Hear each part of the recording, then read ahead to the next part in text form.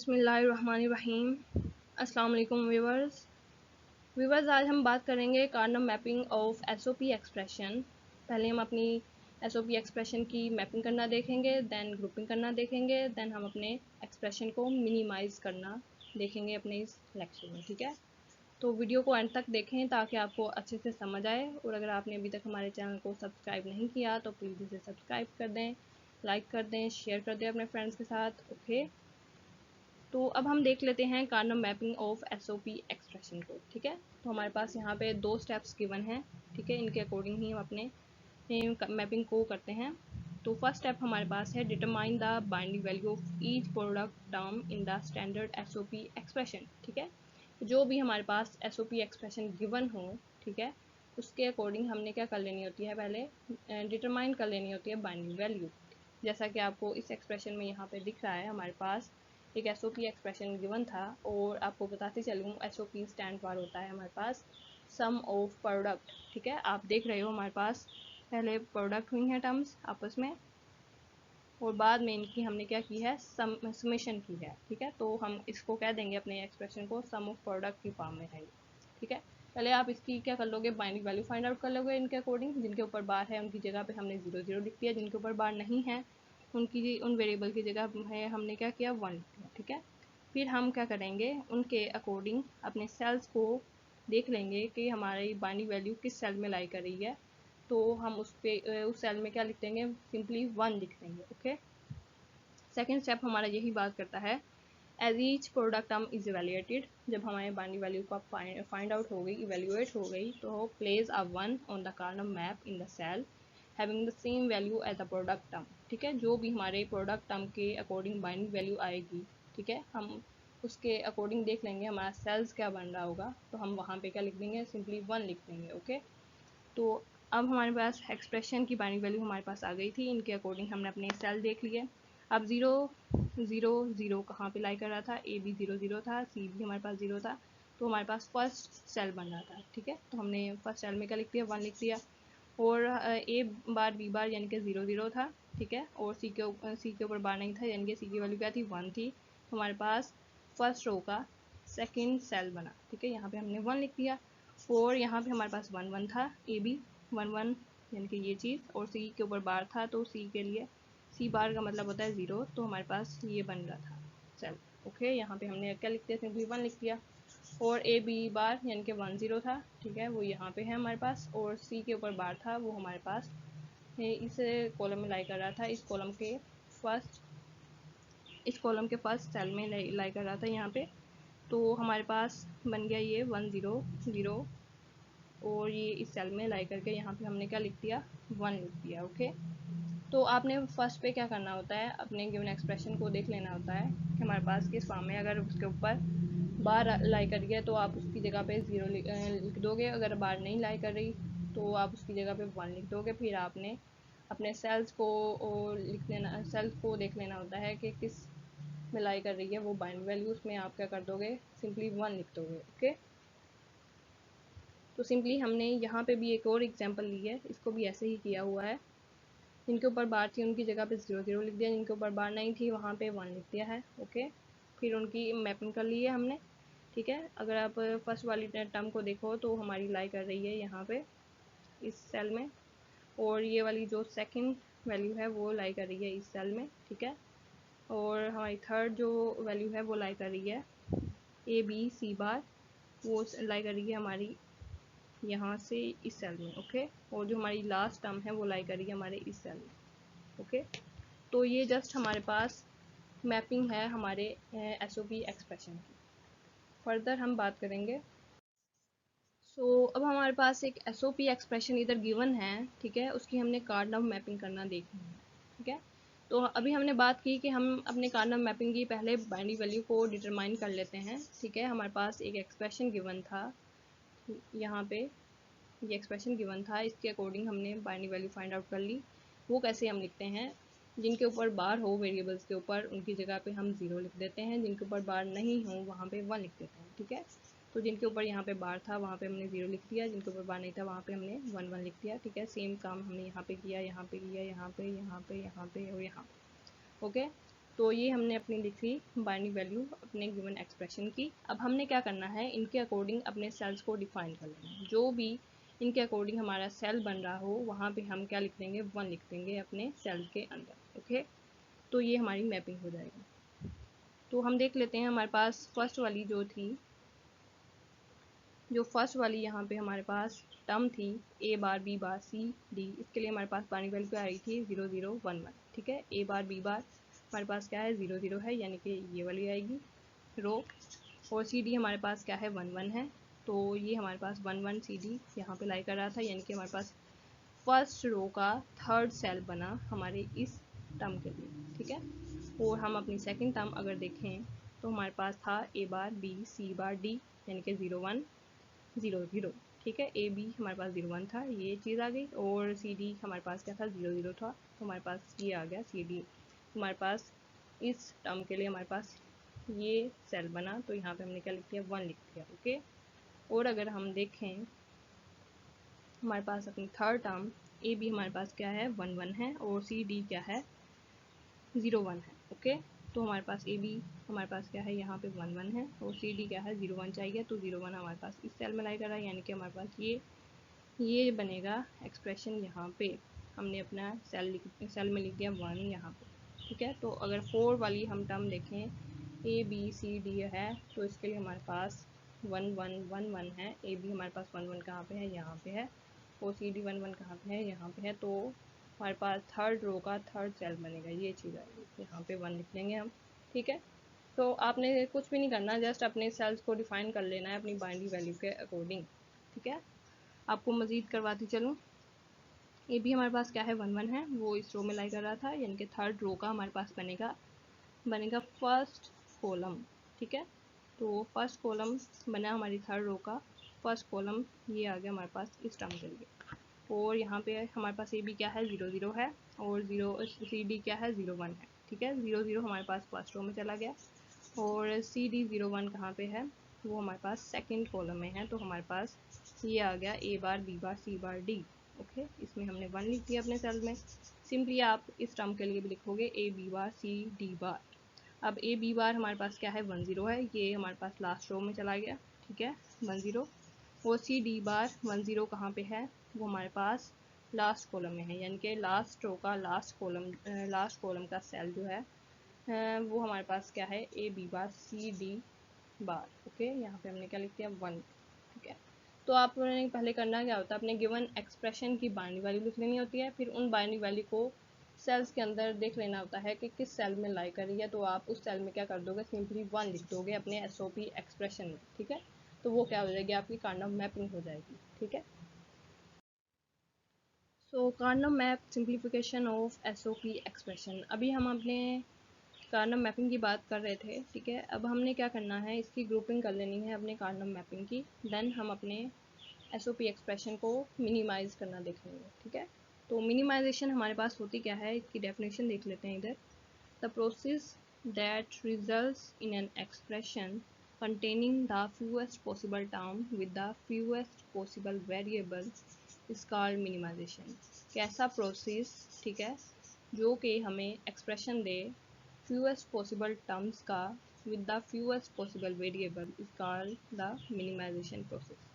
कि सपोज कर लें आपको जो एक्सप्रेशन था वो गिवन था 4 या 5 वेरिएबल में। ओके, आपने जब उसे मिनिमाइज़ किया तो आपका जो एक्सप्रेशन था वो कन्वर्ट हो गया 2 या 3 वेरिएबल में। ठीक है, तो आपका एक्सप्रेशन जो था वो मिनिमाइज हो गया है, तो आप इस प्रोसेस को क्या कह दोगे, ये मिनिमाइजेशन का प्रोसेस है। ठीक है, तो आगे देखते हैं इसे। After an S O P expression has been mapped, जब आप अपने एस ओ पी एक्सप्रेशन की मैपिंग कर लेते हो, then a minimum SOP expression is obtained by grouping the ones and determining the minimum SOP expression from the map।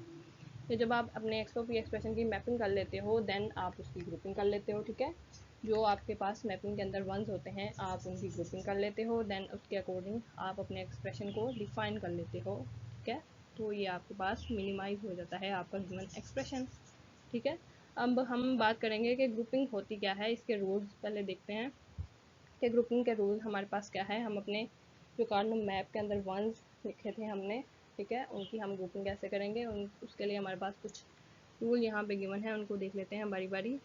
First rule जो है हमारे पास वो क्या है, ए ग्रुप मस्ट कंटेन आइदर 1, 2, 4, 8 और 16 सेल। ठीक है, कि हमारा ग्रुप जो है वो कंटेन कर सकता है 1 सेल भी कंटेन कर सकता है, 2 भी कर सकता है, 4 भी कर सकता है, 8 भी कर सकता है, 16 भी कर सकता है। ठीक है, इसकी आगे हमने बात भी की थी कि अगर हमारे पास 2 की जो गिवन वेरिएबल हैं वो 3 हों तो हम उसे 2 की पावर में लिख दे देंगे, तो हमारे पास कितने सेल्स हो जाएंगे, 8 हो जाएंगे। उसकी अकॉर्डिंग ही हमने इसे डिफाइन किया है कि हमारे पास वो यहाँ पे बात भी करता है, in the case of 3 variable map 2 raised to power 3 which is equal to 8 cell is the maximum group. ठीक है, हमारे पास 3 वेरिएबल के लिए जो मैक्सिमम ग्रुप होगा वो क्या होगा, 8 सेल्स के ऊपर कंसिस्ट कर रहा होगा मैक्सिमम ग्रुप जो है। ठीक है, सिमिलरली 4 वेरिएबल के लिए हमारे पास जो मैक्सिमम ग्रुप होगा वो 16 सेल के ऊपर कंसिस्ट करेगा। ओके, और हम अगर देखें इसका सेकंड स्टेप वो है हमारे पास, each cell in a group must be adjacent to one or more cell in that same group, but all cells in the group do not have to be adjacent to each other।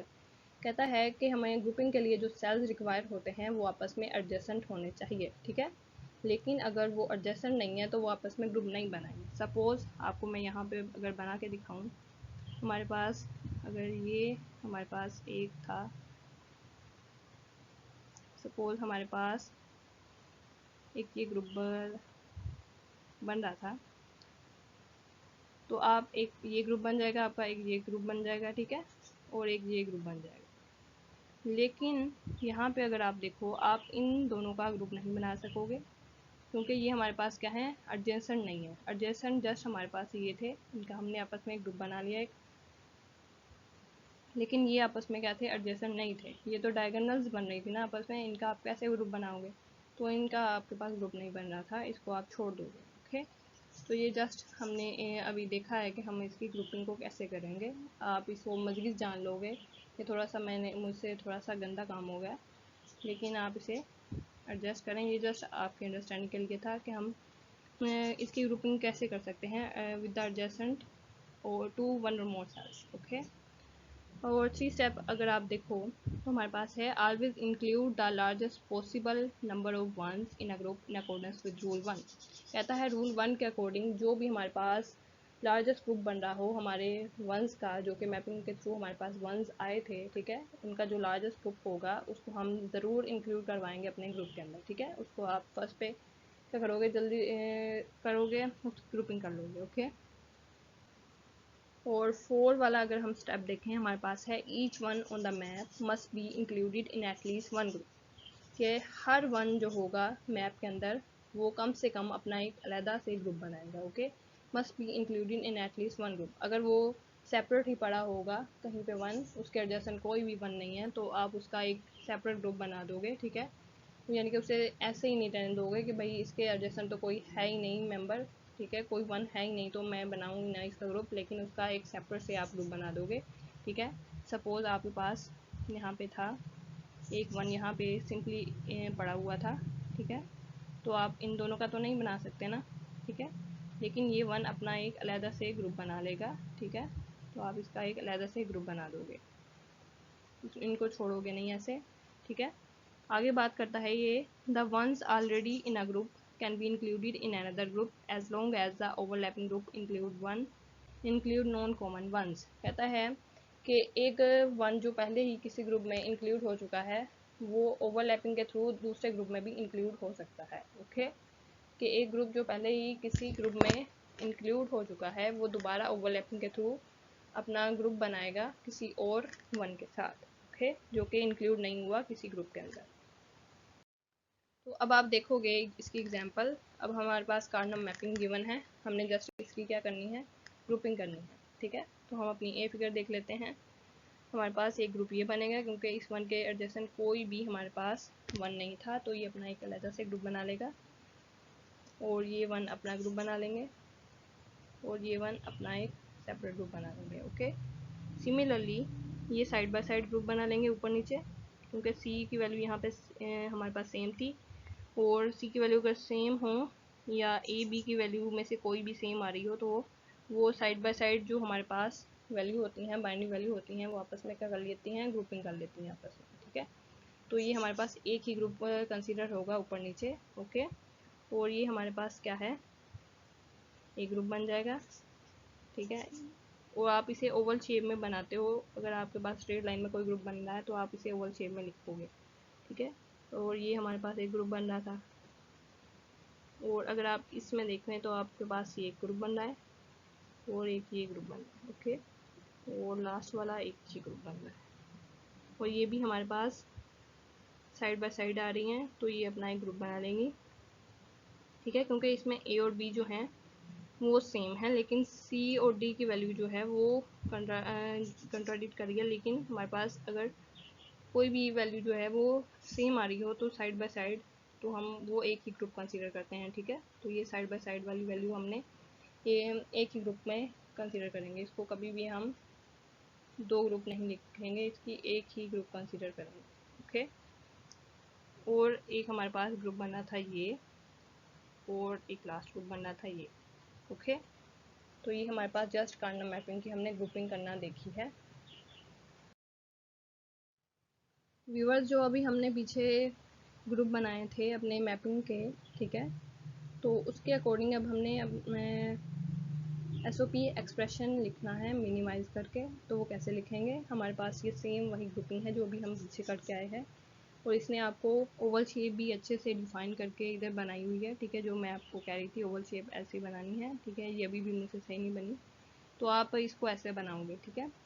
तो हमारे पास अगर first अकेला ही कोई one बन रहा था group, तो उसके लिए हम ये शेप यूज़ करते हैं, लेकिन अगर फोर का बन रहा हो हम उसके लिए ये वाली शेप यूज़ करते हैं, ठीक है। ट्राइंगुलर ओवर शेप जो है वो यूज़ करते हैं, ओके।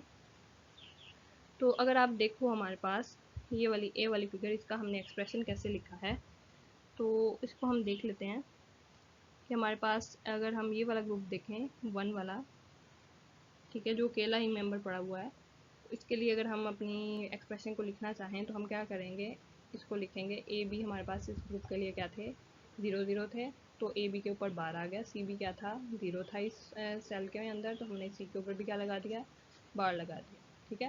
और अगर इस ग्रुप में हम अगर देखें तो हमारे पास ए की वैल्यू क्या है, 0 1 है, ठीक है, और बी की वैल्यू क्या है, 1 1 है, यानी कि ए की वैल्यू कंट्राडिक्ट कर रही है। जो कंट्राडिक्ट कर रही हो वैल्यू, जो आपस में मिल नहीं रही हो, आप उसको छोड़ दोगे, लेकिन जो कंट्राडिक्ट नहीं कर रही वैल्यू, आप उसको लिखोगे, ठीक है। बी की वैल्यू हमारे पास कंट्राडिक्ट नहीं कर रही थी, तो हमने बी को लिख लिया। और सी की वैल्यू क्या थी हमारे पास, इसमें 1 थी, वो भी कंट्राडिक्ट नहीं कर रही थी, ठीक है, उसको भी हमने लिख लिया। बी सी आ गया, ए को नहीं लिखा क्योंकि उसकी वैल्यू क्या आ रही थी, 0 1 आ रही थी, उसको छोड़ दिया हमने। और अगर इस सेल्स में देखें हम अपने ये वाले सेल्स में जो हमने ग्रुप बनाया था, इसमें अगर हम देखें तो हमारे पास ए बी क्या है, 1 1 है, लेकिन सी की वैल्यू कॉन्ट्राडिक्ट कर रही है, 0 1 आ रही है। इस ग्रुप में हमारे पास 0 1 आ रही है सी की वैल्यू, तो हम ए बी लिखेंगे, सी को नहीं लिखेंगे, ओके। तो सिंपल हमने अपने प्रोडक्ट जो टर्म्स हमारे पास आई थी गिवन ग्रुप्स में, उसको हमने क्या किया, एडअप करवा दिया, क्योंकि हमारे पास हम कर रहे हैं ग्रुप एक्सप्रेशन अपना लिख रहे हैं फॉर एसओपी के लिए, ठीक है। एसओपी में हमारे पास क्या होता है, सम ऑफ प्रोडक्ट टर्म्स हमने फाइंड आउट कर ली हैं, तो हम सिंपली उसको क्या कर देंगे, इनका सम कर लेंगे, ओके। अब आप फिगर बी देखोगे, इसमें हमने कैसे लिखा है अपने एक्सप्रेशन को। एक हमारे पास ग्रुप बन रहा था ये वाला ऊपर नीचे, साइड बाय साइड जो आ रहा था ऊपर नीचे। इसके लिए अगर हम देखें ए भी हमारे पास क्या था, 0 0 है, ठीक है, ये 0 0 और यहाँ पे 1 0 है, ठीक है। यानी कि ए और बी की वैल्यू क्या, ए की वैल्यू हमारे पास कंट्राडिक्ट कर रही है, 0 1 आ रही है, और बी की वैल्यू क्या आ रही है, 0 0 आ रही है। बी को हमने लिखा इधर 0 0 आ रही है, तो इसका मतलब है बी के ऊपर बार आएगा, ओके। अगर 1 1 आती तो बी के ऊपर हम बार नहीं लगाते, अब 0 आ रही है तो हम बी के ऊपर क्या लगाएंगे, बार लगाएंगे, ओके। और हमारे पास जो सी है वो भी क्या कर रही है, वैल्यू कंट्राडिक्ट कर रही है, 0 1 आ रही है। यहाँ पे अगर आप देखो तो हम सी को भी नहीं लिखेंगे, ओके। तो हमारे पास आ गया ये, हमारे पास आ गया ये B bar, okay, B bar आ गया। अब हम देख लेते हैं इस ग्रुप के लिए। इस ग्रुप में हमारे पास क्या हो गई, ए की वैल्यू 0 0 थी, ठीक है, ए के ऊपर बार लगा दिया हमने। और बी की वैल्यू कंट्राडिक्ट कर गई, 0 1 थी, उसको नहीं लिखा। और सी की वैल्यू क्या थी, 0 थी, उसके ऊपर भी क्या कर दिया, बार लगा दिया, ओके। और इस ग्रुप में अगर आप देखो, इसमें हमने क्या किया, ए की वैल्यू क्या थी, 1 1 थी, इसके ऊपर बार नहीं लगाया, ठीक है। और 10 बी की वैल्यू 10 थी, वो कंट्राडिक्ट कर रही थी, उसको नहीं लिखा। और सी की वैल्यू क्या थी इस ग्रुप में, हमारे पास 1 थी, ठीक है, उसके ऊपर भी हमने बार नहीं लगाया, ए सी लिख दिया। अब आप सिंपल क्या करोगे, ये जो हमारे पास 3 प्रोडक्ट टर्म्स आई हैं इनको एडअप कर दोगे आपस में, ठीक है, बी बार प्लस ए बार सी बार प्लस ए सी, ठीक है, तो हमारे पास एक्सप्रेशन मिनिमाइज हो जाएगा। ओके, और अगर आप सी फिगर देखो, इसमें भी हमने क्या किया है, अपना पहले जो ग्रुप लार्ज ग्रुप था उसको देख लेते हैं, ये वाला ग्रुप देख लेते हैं। इसमें हमारे पास ए बी की वैल्यू क्या थी, 0 थी, ठीक है, तो इसको हमने लिखा ए बार, और बी की वैल्यू कंट्राडिक्ट कर रही थी, उसको हमने छोड़ दिया, ठीक है। और सी की वैल्यू हमारे पास क्या आ रही थी, सी की वैल्यू हमारे पास 0 आ रही थी, उसको ऊपर भी हमने क्या लगा दिया, बार लगा दिया। ओके, डी की वैल्यू क्या थी, 0 1 आ रही थी, उसको हमने छोड़ दिया, कंट्राडिक्ट कर गया था वो, ठीक है। तो ए बार सी बार आ गया हमारे पास इस ग्रुप के लिए। ओके, और अगर हम इस वाले ग्रुप की देखें, इस वाले ग्रुप की का एक्सप्रेशन देखें कि हमारे पास क्या आएगी प्रोडक्ट टर्म, तो हमारे पास ए की वैल्यू यहाँ पे क्या है, 0 है, इसके ऊपर हमने ए बार लिख दिया, ठीक है। बी की वैल्यू क्या है, हमारे पास 1 है, वो उसके ऊपर हमने बार नहीं लगाया, ठीक है। लेकिन हमारे पास जो सी और डी की वैल्यू है वो कंट्राडिक्ट करेगी, ठीक है। सी की वैल्यू आ रही है हमारे पास 0 0 1 1, ठीक है, तो ये कंट्राडिक्ट कर रही है, और डी की वैल्यू भी कंट्राडिक्ट कर रही है, वो आ रही है 0 1 1 0, तो हमने उसको भी नहीं लिखा, जस्ट ए बार बी आएगा हमारे पास इस ग्रुप के लिए। ओके, और अगर आप इस ग्रुप के लिए देखो, ये जो हमारे पास लास्ट ग्रुप बचा है इस फिगर का, इसमें हमारे पास ए की वैल्यू क्या है, 1 है, और सी की वैल्यू क्या है, 0 है, तो ए के ऊपर बार नहीं आएगा, बी के ऊपर बार आएगा, ठीक है। और अगर आप देखो यहाँ पे हमारे पास ए और सी की सॉरी सी और डी की वैल्यू क्या है, 0 1 है सी की वैल्यू, वो कंट्राडिक्ट कर गई, लेकिन डी की वैल्यू हमारे पास कंट्राडिक्ट नहीं करी, वो क्या थी, 1 1 थी, तो हमने डी लिख दिया 7, ठीक है। तो हमारे पास एक्सप्रेशन अगर हम सम अप कर दें अपना, ठीक है, जो हमारे पास टर्म्स आई थी उनको हमने सिंपली क्या किया, आपस में सम अप कर दिया। ओके, तो हमारे पास एक्सप्रेशन ये आ गया। और अगर डी देखें हम अपनी फिगर, तो इसमें हमने क्या किया, अपना पहले ये साइड बाय साइड जो ग्रुप था उसको देख लेते हैं, ठीक है। हमारे पास ए की वैल्यू यहाँ पे आ रही थी 0 0 1 1, ओके, यानी कि ये कंट्राडिक्ट कर गई, और बी की वैल्यू भी कंट्राडिक्ट करी है, 0 1 1 0, ठीक है, इन दोनों को ही हमने नहीं लिखना। तो हमारे पास इस क्या कहते हैं, इस ग्रुप में अगर हम देखें सी और डी की वैल्यू साइड बाय साइड, तो हमारे पास क्या आ रही थी, ये 0 0 0 1 आ रही थी सी की वैल्यू, ठीक है, तो हमने सी को भी नहीं लिखा, और डी की वैल्यू क्या आ रही थी, 0 0 आ रही थी, तो हमने डी के ऊपर क्या लिख दिया, सिंपली बार लिख दिया। ओके, अगर मैं आपको दोबारा अच्छे से दिखाऊं, हमारे पास सी की वैल्यू क्या आ रही थी, 0 1 आ रही थी, ठीक है। ये हमारे पास साइड बाय साइड जो होता है, ये वाला ग्रुप और ये वाला ग्रुप एक ही कंसीडर करता है, तो हम इनकी बाइनरी वैल्यू को देख लेते हैं कि ये कंट्राडिक्ट करती हैं या नहीं करती, ठीक है। ए भी हमारे पास कंट्राडिक्ट कर रही थी, वो उनको हमने छोड़ दिया, सी की वैल्यू भी कंट्राडिक्ट कर रही है, 0 1 आ रही है, उसको भी हमने छोड़ दिया। और अगर आप देखो डी की वैल्यू 0 है, इधर भी 0 है, ये कंट्राडिक्ट नहीं कर रही, तो हमने डी के ऊपर क्या लगा, बार लगा दिया, और ये हमारे पास आ गया इस ग्रुप का एक्सप्रेशन। ओके, और अब हम देख रहे हैं इस ग्रुप के लिए हमारे पास क्या बनेगी टर्म, हमारे पास ए भी हमारे पास क्या है, यहाँ पे ए हमारे पास 0 1 है, ठीक है। ये हमारे पास क्या है, मैं थोड़ा सा रेज कर देती हूँ ताकि आपको अच्छे से दिखे। तो ए हमारे पास क्या है, 0 1 है, ओके, यानी कि ये कंट्राडिक्ट कर गया, इसको हम नहीं लिखेंगे। लेकिन बी जो है वो कंट्राडिक्ट नहीं किया, 1 1 दे उसने बानी वैल्यू आ रही थी, 1 1 आ रही थी, तो हमने बी को इधर लिखा, ठीक है। और अगर आप देखो हमारे पास सी और डी की वैल्यू, तो सी हमारे पास क्या थी, 0 0 था, इसको हमने लिखा सी बार, ओके, लेकिन डी की वैल्यू क्या थी, वो 0 1 थी, उसको वो कंट्राडिक्ट कर रही थी, उसको हमने नहीं लिखा। जो कंट्राडिक्ट कर जाए आप उसको नहीं लिखोगे अपने एक्सप्रेशन के अंदर। ओके, और हमारे पास एक लास्ट ग्रुप बच गया था ये वाला, इसको भी देख लेते हैं। यहाँ पे ए और बी की वैल्यू क्या है, हमारे पास 1 0 है, ठीक है। ए के ऊपर बार नहीं आएगा, बी के ऊपर बार आ जाएगा, ओके, ठीक है। और सी और डी की वैल्यू अगर आप देखो इस ग्रुप में, तो सी की वैल्यू हमारे पास जो है वो 1 1 आ रही थी इस ग्रुप में, ठीक है, वो कंट्राडिक्ट नहीं कर रही थी, तो हमने ए बी बार सी लिख दिया, और डी को नहीं लिखा क्योंकि डी की वैल्यू क्या आ रही थी, 1 0 आ रही थी, तो वो कंट्राडिक्ट कर रही थी, उसको छोड़ दिया। हमारे पास जितनी भी टर्म्स आई हमने उन्हें क्या कर दिया, आपस में ऐड अप कर दिया या सम अप कर दिया, तो हमारे पास ये SOP एक्सप्रेशन क्या हो गया, मिनिमाइज हो गया। तो ये हमारे पास थी मैपिंग SOP एक्सप्रेशन की, और हमने मिनिमाइज़ किया अपने SOP एक्सप्रेशन को। हमने इसकी पहले मैपिंग करना देखी, फिर इसकी ग्रुपिंग करना देखी, फिर हमने अपने एक्सप्रेशन को मिनिमाइज़ करना दिखा ग्रुपिंग के थ्रू और मैपिंग के थ्रू, ठीक है। So I hope so viewers you will understand my lecture. If you have any question then comment me. मिलते हैं अपने नेक्स्ट लेक्चर में, ठीक है। टेक केयर, अल्लाह हाफ़िज़।